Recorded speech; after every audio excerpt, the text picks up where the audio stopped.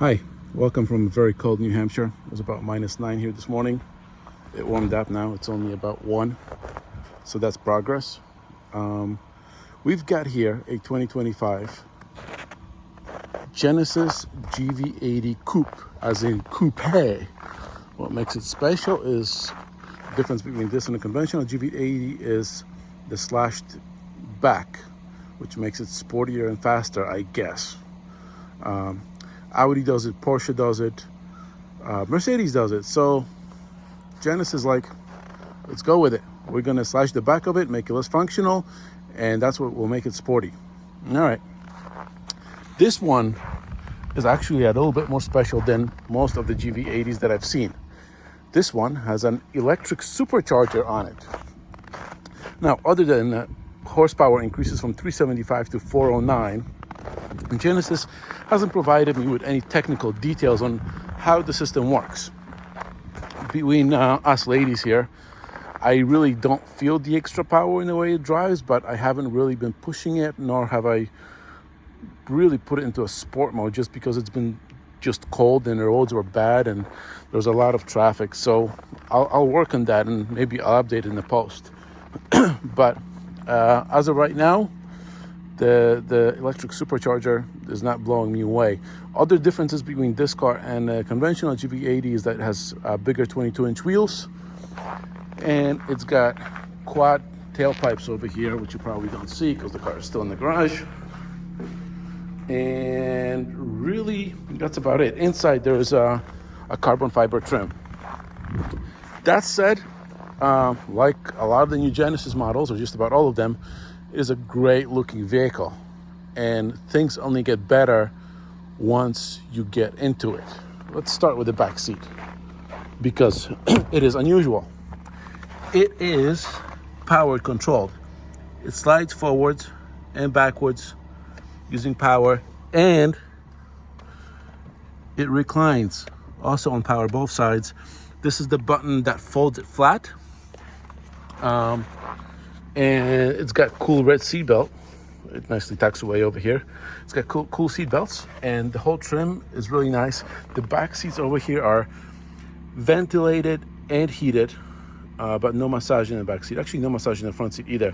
There's no curtain to cover up the side windows, which is unusual. But there is plenty of headroom despite it being a coupe. Cup holder, USB ports over here, independent controls left and right for heating and air conditioning. And the headliner is really nice, big sunroof. The only thing with the back seat that I noticed, if you go to fold them or unfold them, and the front seat is moved to the front seat is moved back far, where it obstructs it from being folded and unfolded, it won't move the front seat back automatically. But maybe they can work on it for next time. Great audio system. This is the carbon fiber trim that comes with the electric supercharged model. Contrast stitching, really nice stuff. All the interior is really top over here. Going to the back. Come on. The hatch is pretty big. There's a lot of cargo space here. I know it's a little bit dark. Sorry about this. This is the optional mat, one of the few accessories available. There's no spare tire. There's a, excuse me, it's cold. Mobility system thing of some kind and some accessories. There's no cargo cover unless it got lost or it's an accessory. I'm assuming it got lost along the way, as this thing has made it through various auto journalists. Let's go inside, please, because I'm freezing over here. My hands are getting numb. It's so cold. Extendable cushion, which I really love. This is great if you're tall. There's a massaging feature over here, although it works kind of wonky. And your lumbar support. Typical buttons, great audio system. Other than great execution, not much to write home about. Let's go inside. Dash layout, nice and clean. You have this big screen in front of you. I forgot how big it is, but it's super nice. It flows. It's one piece. It's not like there's two pieces connected over here. it's slow in the dash compared to everything else. So it's not like when you're driving, you just see the screen most of the time. You still have a great visibility forward. Below that is the climate control. My problem with this is these buttons tend to be a little bit small, for my fingers at least.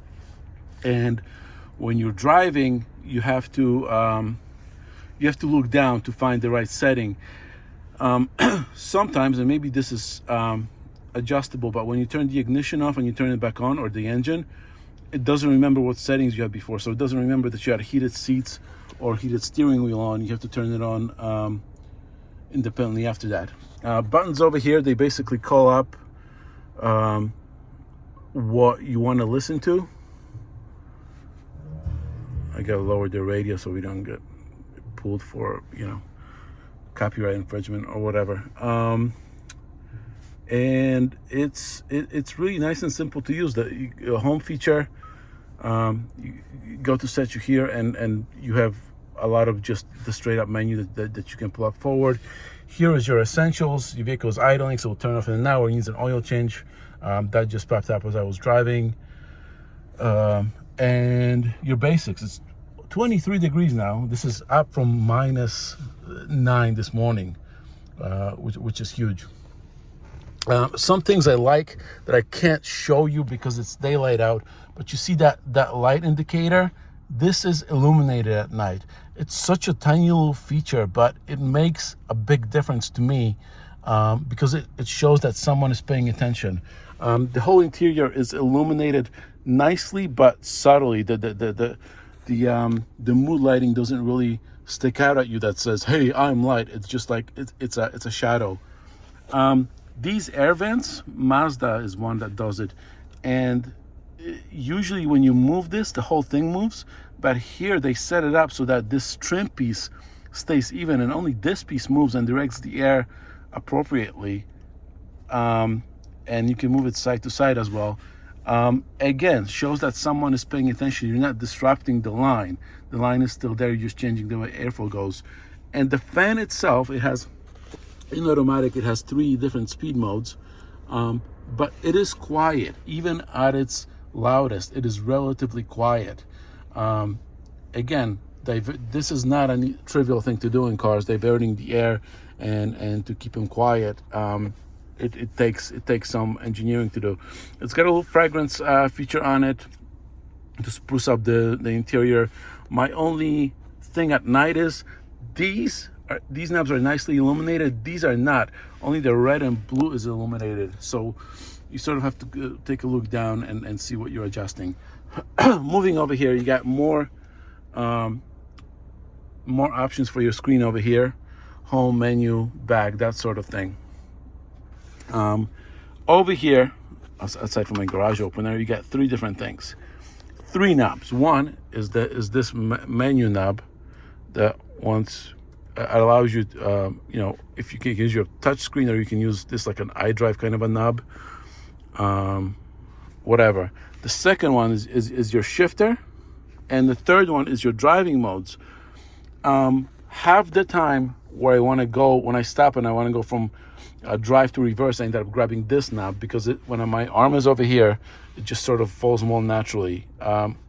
That's just something I have to work at, I guess. This is nice. The center armrest, when you have heated seats on, this is warm.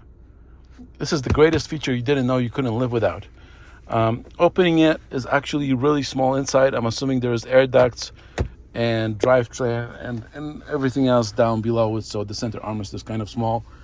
Over here you have a wireless charger and your connection to 2 USB ports. One of the USB ports connects to the screen for your phone projection. It could also be done wirelessly, so you can just throw your phone in here and have it charged wirelessly and forget about that part. Drive modes, there are several of them. Let's go through them. Sport Plus, which is Sportier Plus. My Drive, that you can adjust by yourself. Snow, which actually turns off the traction control, which is why I haven't been using it here, because I actually do want traction control. And Eco Mode, which who knows what it does other than makes the driving annoying. I actually kept it in comfort most of the time. I was just cruising in this car, but I'm gonna give the sport mode a chance, because it is a sporty little SUV. You can lag the center differential lag for more traction, which lags the power 50-50 front rear. Probably good for days like today. The problem with this car in the winter is twofold. First, my windshield fluid washer thing is frozen. So when I go to pump it, nothing comes out. Again, it's been really cold over here, but that shouldn't be an issue. Second, in the back, on that window, there is no rear wiper. I could use a rear wiper because sometimes the visibility, the window did get dirty. The other issue is, and again, this is really not the car's fault, but it's got really good Michelin all-season Primacy Tour tires, but they're not great in the winter. So if you're gonna drive this car in the winter, you really ought to get proper winter tires. That's my only suggestion. There's stuff building up here that just came off from the road snow. Might want to get some mud flaps too if they make them available. But other than being really dirty, great looking car, great driving car. Interior is really fantastic. I really like it. I drove my friend's Macan S. I think it was a Macan S. I would take this in a heartbeat over it. But this is sort of a price more of a Cayenne than Macan. You really need to see which one fits well. There's a lot of people cross-shopping the Cayenne and Macan themselves, and this is sort of an in-between in my opinion. But I think I would take this over those Porsches, especially as the price climbs up with them. Great car. I don't know if I would choose the coupe. The conventional GV80s is a little bit less expensive. I don't think I would opt for the supercharging electric supercharger either. What I can't show you is the headlights are great on these cars, but it's got these are actually blinkers over here, side markers, and it looks great when it's illuminated at night. I'll try to snap some pictures of that. Again, great looking vehicle, drives great, super smooth. I really do like it. The interior will sell it to you on its own. Yeah, there's a million of details that I probably missed, but I'll put down in notes whatever I can think of. Bye.